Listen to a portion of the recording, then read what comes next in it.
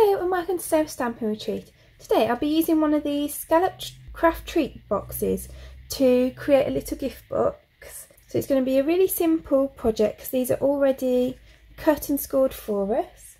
And I'll be using the Forever Flourishing dies to go with that. So this is just full of kind of foliage type dies. I'm going to be using these two today. But you've got quite a few in there, and you can see some of these cut out images from the coordinating stamp set as well. So you can see I cut those out, one in gold foil sheet and the other in Evening Evergreen cardstock. I really love that Evening Evergreen colour, so I've been using that a lot recently. So to put together your treat box, all you need to do is just fold all the score lines.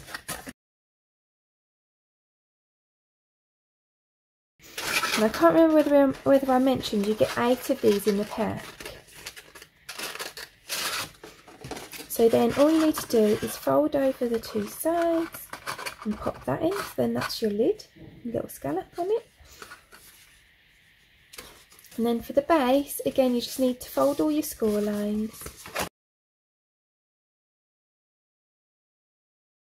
And it goes together in exactly the same way, that just simply goes on there, and that's your base. Then that pops on there. And all that I'm going to do today with this is I'm going to take some of our double stitch satin ribbon and I'm going to tie that around the box.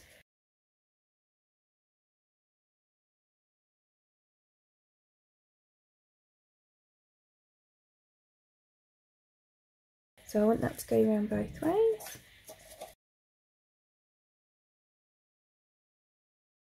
And I'm going to use a few glue dots to help hold this together.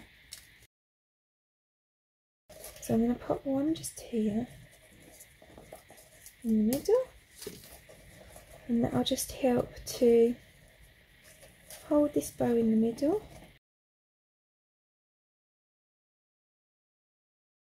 And then I'm going to put another one on top here.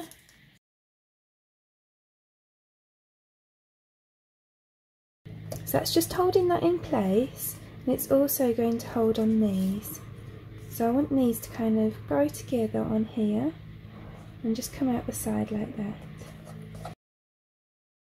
And then I'm going to tie a bow that kind of goes over that.